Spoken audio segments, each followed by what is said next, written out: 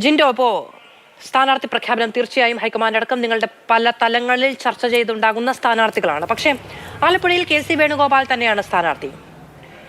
അദ്ദേഹത്തിന് ഇപ്പോൾ രാജ്യസഭാ MP എന്ന് പറയുന്ന ഒരു പോർട്ട്ഫോളിയോ ഉണ്ട്. അദ്ദേഹം വരുന്ന സമയത്ത് രാജസ്ഥാൻ നിങ്ങളുടെ കയ്യിൽ നിന്ന് പോയതാണ്. അവിടെ ഇനി നിങ്ങൾക്കൊരു MP വിജയിച്ചെടുക്കാൻ കഴിയുമോ എന്നറിയില്ല. അപ്പോൾ അദ്ദേഹം വരുമ്പോൾ നിങ്ങൾക്ക് രാഷ്ട്രീയമായ ലാഭം മാത്രമല്ല, രാഷ്ട്രീയമായ നഷ്ടം കൂടി ഉണ്ടാകുന്നുണ്ട്. നിങ്ങളുടെ ഏത് രാഷ്ട്രീയ തന്ത്രത്തിന്റെ ഭാഗമായിട്ടാണ് അങ്ങനെ ഒരു സ്ഥാനാർത്ഥി പ്രഖ്യാപനം വരുന്നത്? അതോ തീരുമാനിക്കുന്നത് കെ സി വേണുഗോപാലിന് അപ്രമാദിത്വമുള്ളൊരു ഫോറത്തിലായതുകൊണ്ട് അങ്ങനെ സംഭവിച്ചതാണോ?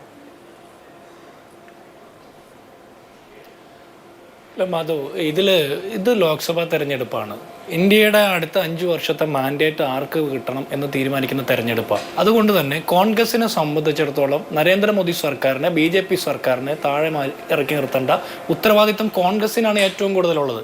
അതുകൊണ്ട് കോൺഗ്രസ് പരമാവധി സീറ്റുകളിൽ കോൺഗ്രസിൻ്റെ സ്ഥാനാർത്ഥികൾ വിജയിക്കാനുള്ള എല്ലാ ശ്രമങ്ങളും നടത്തും.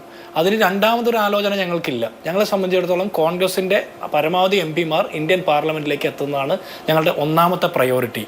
ഇനി CPMന്റെ നേതാവ് ഇവിടെ കുറേ കാര്യങ്ങൾ പറഞ്ഞല്ലോ. കോൺഗ്രസിൽ നിന്ന് പോകുന്നവർ പണവും മറ്റു പാർട്ടികളിൽ നിന്ന് പോകുന്നവർ പണവും ഭീഷണിയും ഒക്കെ നേരിട്ടത് കൊണ്ടാണ് പോകുന്നത്, പണം വാങ്ങിക്കൊണ്ടാണ് പോകുന്നത്, അത് CPMകാരിൽ നിന്ന് പോയത് അങ്ങനെയൊക്കെയാണ് എന്ന്. ഈ ഒരു കണ്ടീഷൻ, നിങ്ങൾ ഈ പറഞ്ഞ സിദ്ധാന്തം കോൺഗ്രസ്സുകാർക്കും ആപ്ലിക്കബിൾ ആണല്ലോ. അപ്പോൾ കോൺഗ്രസിൽ നിന്ന് പോയ ആളുകൾ ഇതുപോലെ ED പേടിച്ചത് കൊണ്ടോ അല്ലെങ്കിൽ CBI അന്വേഷണം വന്നതുകൊണ്ടോ എൻഫോഴ്സ്മെന്റ് ഡയറക്ടറേറ്റ് അല്ലെങ്കിൽ പണം വാങ്ങിക്കൊണ്ടോ ഒക്കെ പോകുന്ന ഇത് CPMകാർക്ക് മാത്രമുള്ള ഒരു പ്രത്യേക നിയമമൊന്നുമല്ല.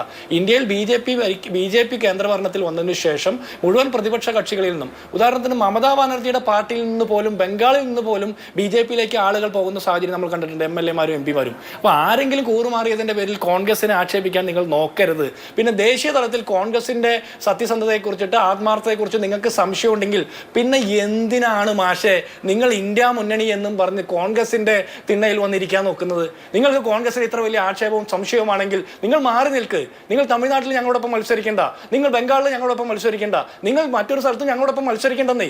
നിങ്ങൾ കേരളത്തിൽ ഒരു വർത്തമാനവും പറയും, മറ്റു സ്ഥലത്ത് മറ്റു വർത്തമാനം പറയും. ഈ ഉപദേശവും ഊഞ്ഞാലാട്ടവും ഒന്നിച്ച് നടത്തുന്ന പരിപാടി ശരിയല്ല. ഈ കേരളത്തിൽ പറയുന്ന അതേ സ്ട്രാറ്റജി തന്നെ മറ്റു സ്ഥലത്ത് നിങ്ങൾക്ക് പറയാൻ വേണ്ടേ?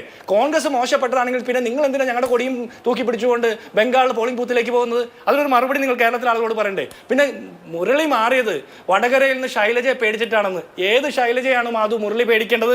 TP ചന്ദ്രശേഖരൻ കൊലക്കേസിലെ കുഞ്ഞനന്തനെ പുകഴ്ത്തിയ ശൈലജയോ, അല്ലെങ്കിൽ TP കേസിലെ മാഷാള്ള സ്റ്റിക്കർ ഒട്ടിച്ച് വന്ന ആളുകൾക്ക് വേണ്ടിയിട്ട് പാർട്ടി പിന്തുണ നൽകിയ ശൈലജയോ, അല്ലെങ്കിൽ PPE കിറ്റിൽ 1000 കോടി രൂപയുടെ അഴിമതി നടത്തിയ ശൈലജയോ, ലോകായുക്ത കേസ് നേരിടുന്ന ശൈലജയോ, അല്ലെങ്കിൽ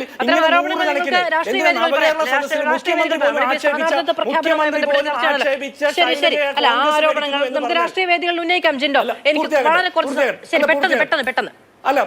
പൂർത്തിയാകട്ടെ.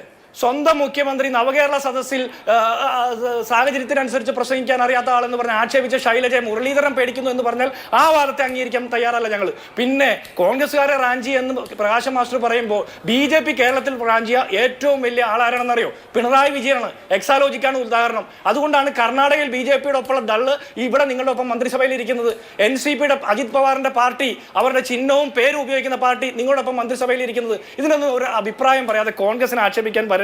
പിന്നെ ഈ വിശ്വനാഥ മേനോനും അബ്ദുള്ള കുട്ടിയും അൽഫോൺസ് കണ്ണന്തോനൊക്കെ നിങ്ങളുടെ ആളുകളായിരുന്നു, ജയിച്ച ജനപ്രതിനിധികളായിരുന്നു. വിശ്വനാഥ മേനോൻ നിങ്ങളുടെ ധനകാര്യമന്ത്രിയായിരുന്നു. ഈ പത്മജ വേണുഗോപാൽ ഒരു പഞ്ചായത്ത് മെമ്പർ പോലും ആയിട്ടില്ലെന്നേ.